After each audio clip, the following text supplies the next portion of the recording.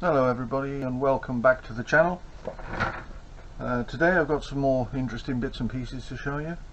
I'm still waiting for parts for the Suzuki, so in the meantime thought not many people do toolbox tours and show you what's inside the blow molded cases.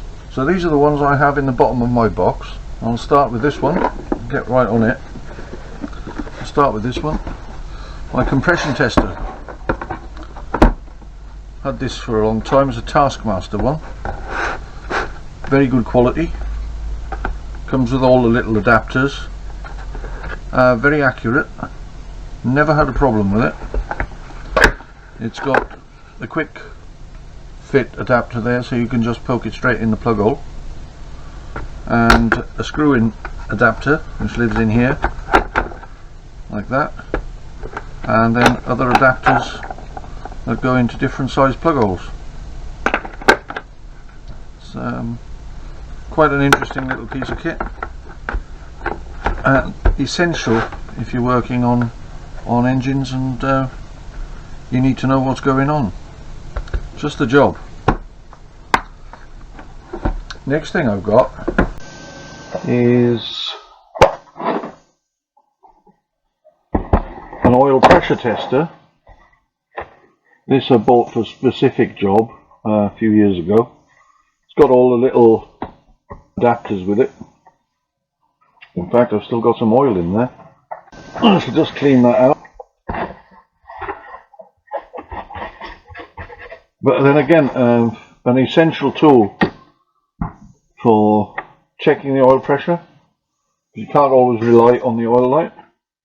All the little adapters and things. This was a very cheap, inexpensive set which I got off eBay, I think 2 or 3 years ago, when I had a problem with Mitsubishi L200, which had thrown a bearing, and I ended up rebuilding the engine. I rebuilt the engine, and there was a nasty ticking noise when it got warm, only on startup. It was a tiny ticking noise.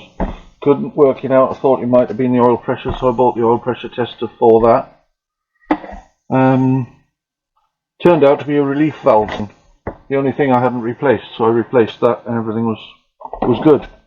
Next thing I've got in here, a little valve spring compressor.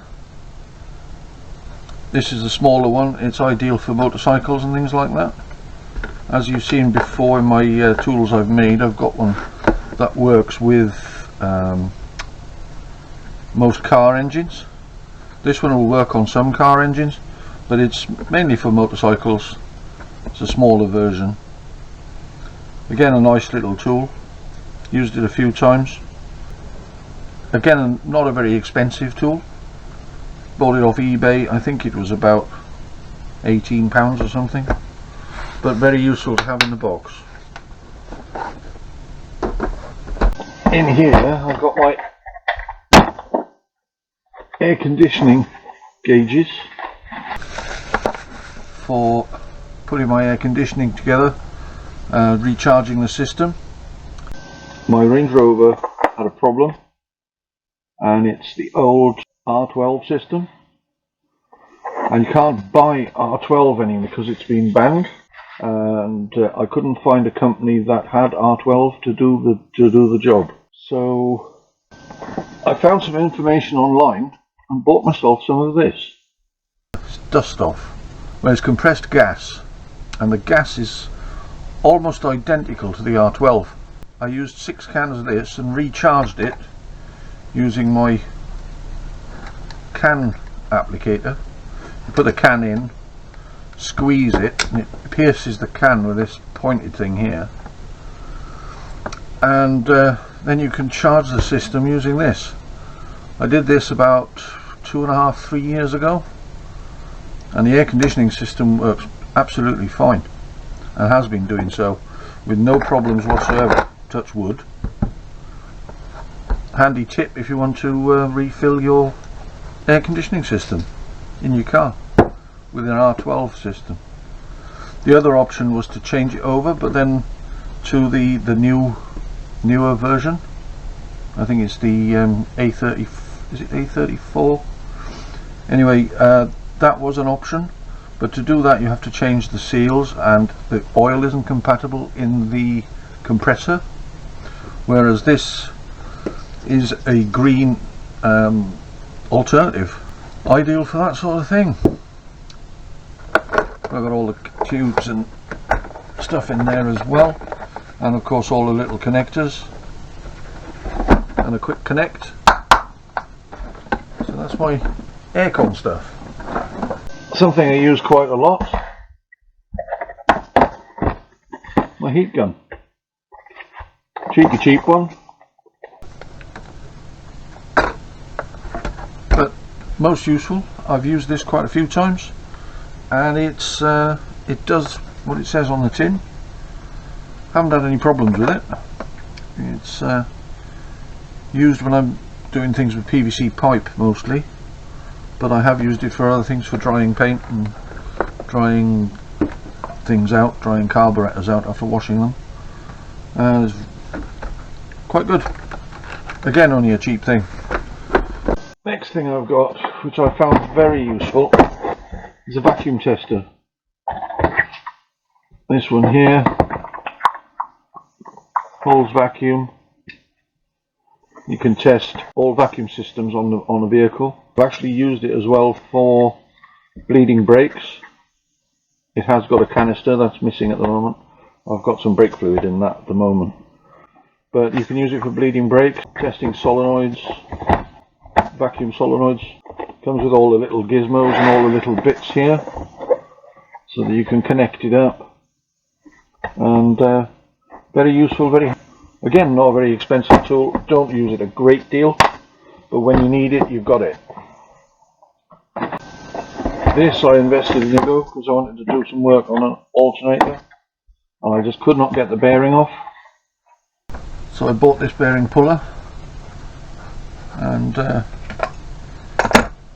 complete little kit, nice and strong, comes complete with all the bolts and everything, and a couple of the arms there as well, and it's just the job.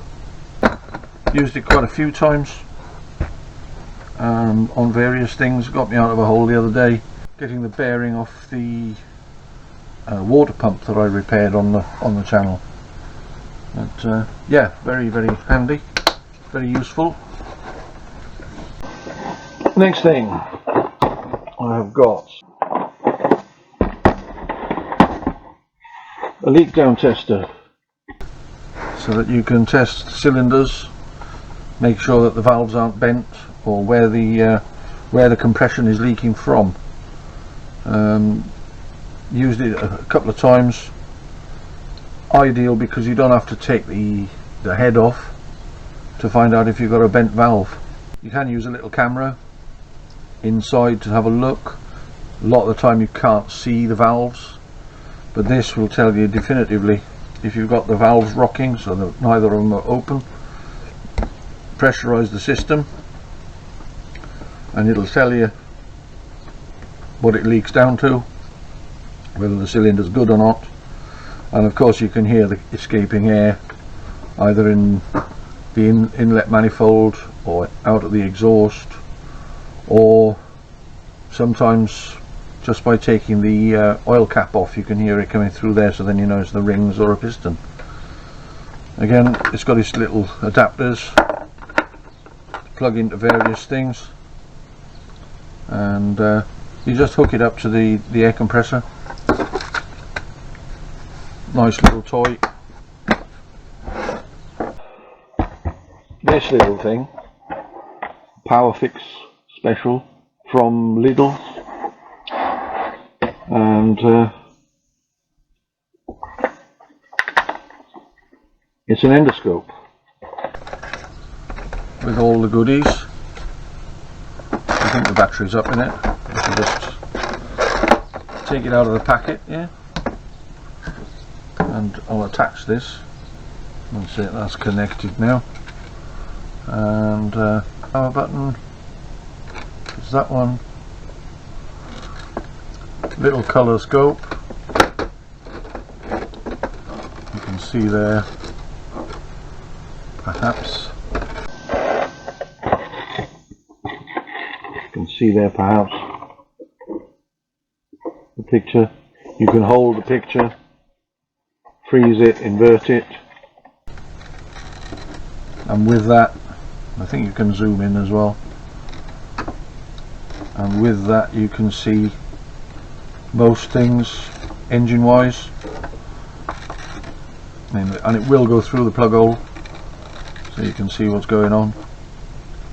But there you are, again a handy tool, again not very expensive.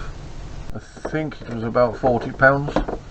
The ones you get from Snap-on obviously are an absolute fortune,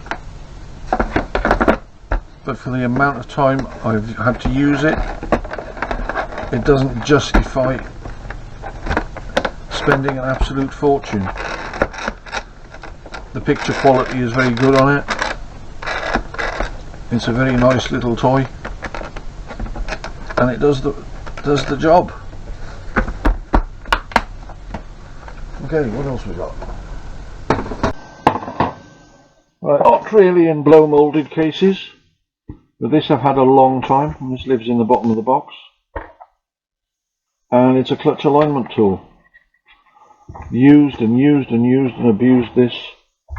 It has a multitude of uses that I've found. I've driven in seals with it, small seals, aligned clutches with it, and actually removed the bearings out of the back of flywheels with it.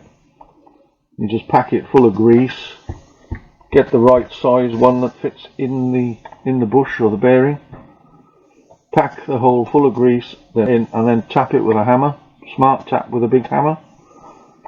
Cover it with a cloth though, because when the grease comes out, it comes out at a rate, but it'll push most bearings out as well.